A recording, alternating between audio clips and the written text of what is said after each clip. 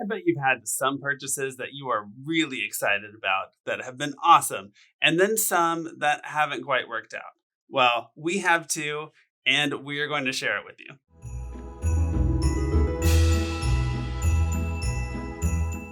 Hi, I'm Joseph. And I'm Tasha with One Big Happy Life, and we help you find balance, build wealth, and live happy. Everything that you need to create the life that you want. So in today's video, we are going to be sharing our best and worst purchases of 2019. But before we get into that, I also wanted to remind you that we are doing a fun free challenge to help you start 2020 off on the right financial foot.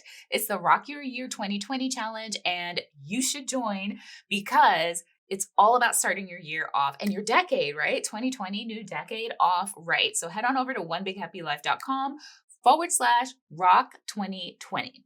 Okay, well, let's start off with the best purchases that we've made this year. And also, I'm going to go with the largest purchase that we've made this year. I feel like we should do half and half. So we're going to do half of the best because we have them in front of us right here.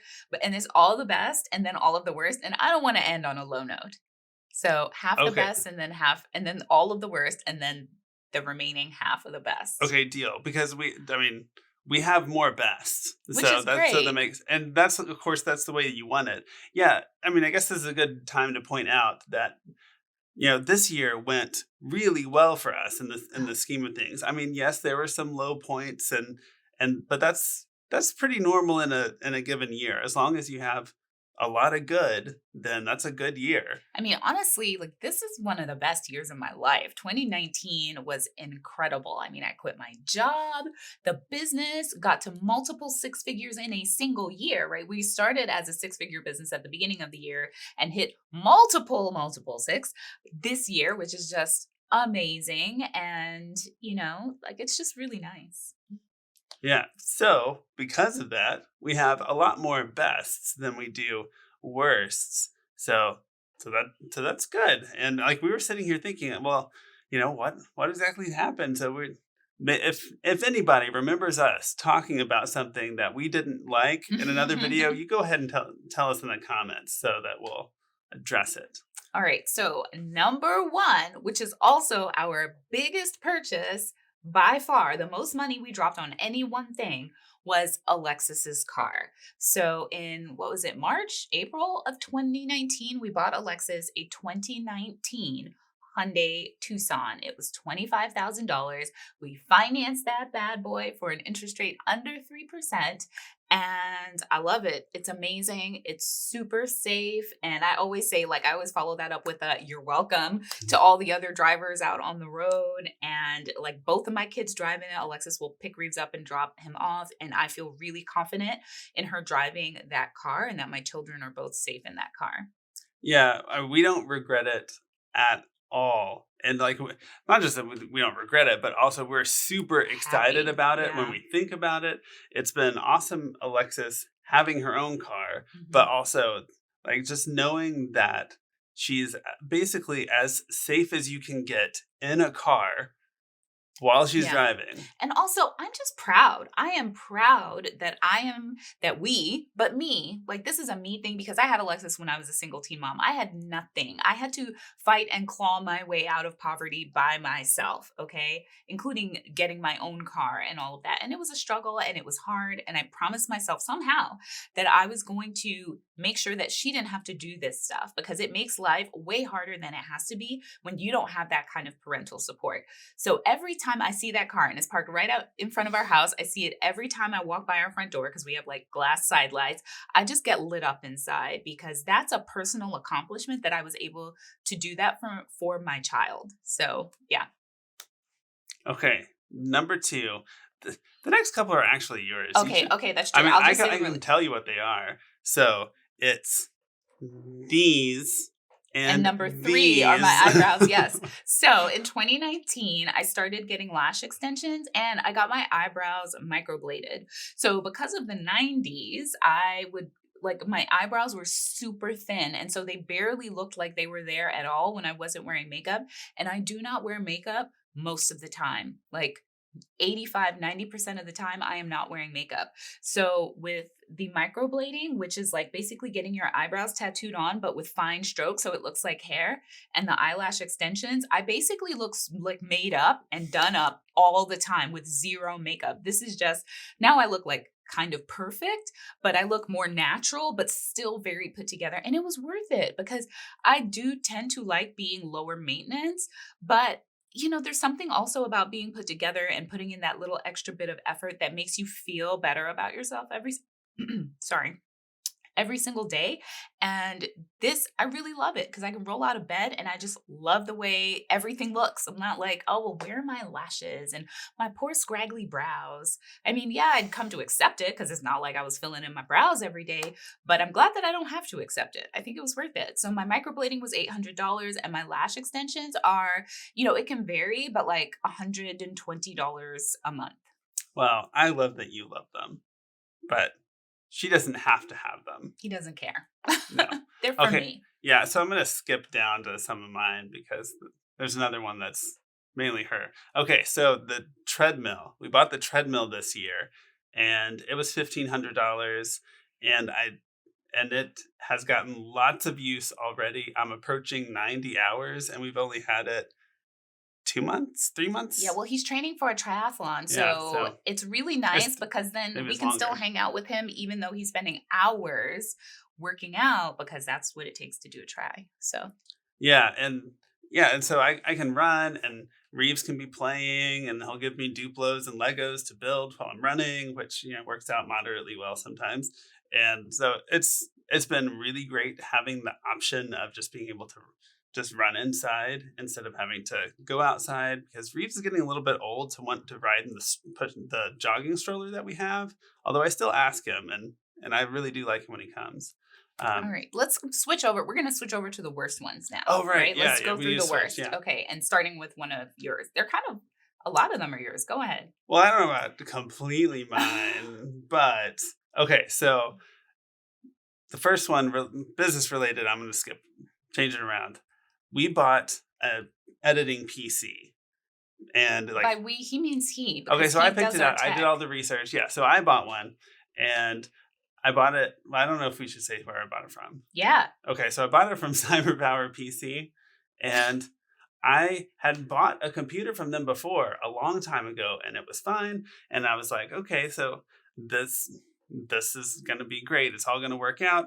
And I mean, It it was a never nightmare. worked. It was dead on arrival. And what's worse, we had to pay to like they were what were they like? Sent. So they had I had the warranty where they would work on it, but they to return it, we had to pay return shipping. And I'm like, well, you shouldn't have to pay for return shipping for On a something that defective was defective. item. Yeah, I can understand you order something and you change your mind and you have to pay return shipping. That's reasonable. But like this thing never worked and I was doing all of this diagnostic stuff trying to help them figure out what was actually wrong with it and they never figured it out. I sent it back and they had it for 2 weeks and still couldn't figure out what was wrong with it. And that's the point I just said, fine, I'm returning it. And then they And they charged me charged us shipping. for shipping. So that's insane. I mean, like talk about poor customer service, not standing by your product. So we're out $60, right? For shipping or $100, something like Yeah. that. So that was pretty crazy. Yeah. But so I at the time the PC was $2,500. And so it was a big purchase. But we And got most of that money yeah, back, but still we'll never buy from but them we're not going like to get all ever that again. time back. I That's mean, true. I I probably tried to worked tell 20 Joseph, I'm hours on like, that no, thing. you are not sitting there like taking apart a PC while they talk to you on the phone. Like that is not cool. But Yeah.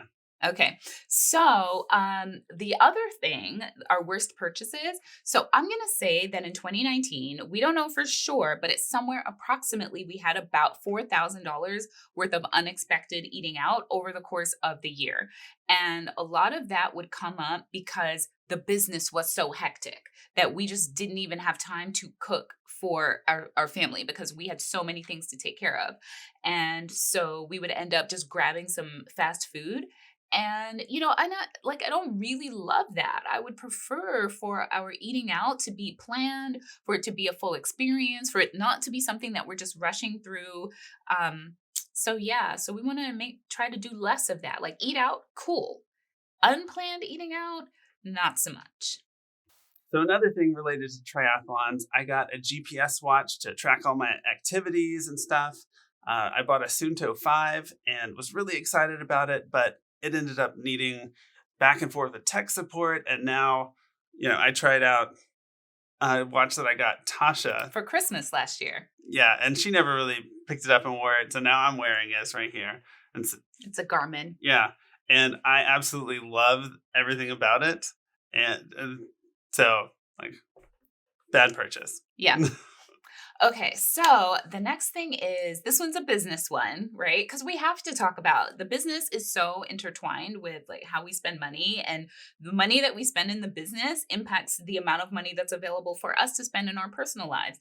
So I joined a very pricey mastermind, and it was a mistake. And over like the price is still going into 2020, right? Because it was a year-long commitment. So it's not over until June of 2020. So it's still ongoing, but the total cost of the mastermind will be $18,000.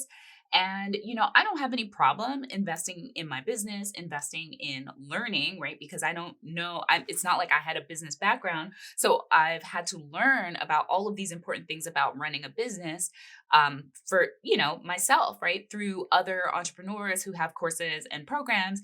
And a lot of them have been amazing. But this particular mastermind was incredibly disappointing. And I guess the lesson that I learned from that is just to be more cautious and to ask more questions about what a mastermind is going to include, who else is involved in the mastermind, what kind of support you'll get. Because just for the price and for what I got or am getting out of it, it just really like it was really insanely like just not worth it. So that was our biggest worst expense. Yeah. And then our last one isn't something that we spent money on, but it's actually something that we chose not to spend more money on. So when we went to London, we stayed with family, which was amazing, spending that much quality time with our family, really bonded. But it put us way far away from all the attractions in London. And so the lack of convenience that we didn't realize at the time was huge. Like we did discuss, well, should we stay more in the city or not? And we decided not to. But so by choosing to not spend money, that actually impacted our, how much fun we had on the trip, like how many activities we could go to. Yeah. Now, the plus side of staying with my aunt is that because we spent so much time with her, we saw her every morning and every evening, we really bonded and we got really close. And so my aunt and I are still, we Facebook chat a lot, like in a Facebook Messenger every single month. Like I talk to my aunt more than I talk to my dad, who is her brother. And so, so that was absolutely invaluable. And I wouldn't give that up or trade that for anything. So it was worth it for that reason alone. But for the sake of a vacation, right? That was suffered, right? Because we were commuting 3 hours a day from the city to my aunt's house. So we missed out on going to Paris and all of that. And so for me, I didn't love London. I wouldn't necessarily go back except to visit my extended family, my aunt and all of my cousins out there. But I think it just kind of taught us a lesson about it being important to go ahead and spend to be near attractions, and that from a vacation standpoint, we enjoy that a lot more than trying to save money and staying way the hell outside of where we want to be. Okay, so that does it up for our bad purchases. Back to good purchases that we made. Another triathlon thing, I got a bike trainer that is absolutely awesome. And a bike trainer, in case you didn't know, is this thing that, well, you should describe it. Okay, so I have my triathlon bike, and so it's a resistance module that hooks up to the rear tire. So it's, gives me resistance while I pedal indoors. And this one also rocks back and forth. So I balance on it.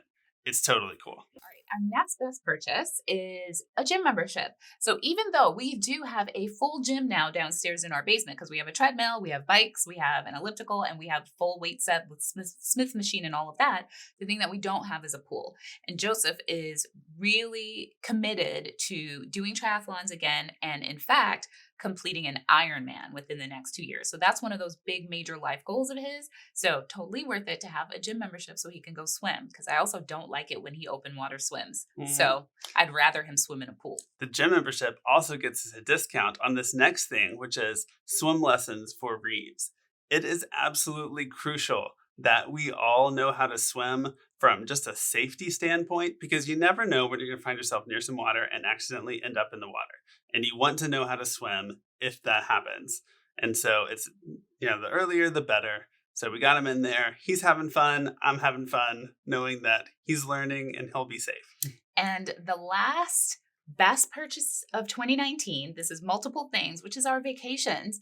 Like, we love our vacations. Our family, even our kids, are always talking about our adventures when we travel, and they're always like, when are we going to go on another trip? Or if I'm going somewhere without, he's like, why are you going on a vacation without me, is what Reeves will say. And so we just make some incredible family memories and really connect as a family when we go out, get out of our normal comfort zone, and just enjoy each other and enjoy new locations.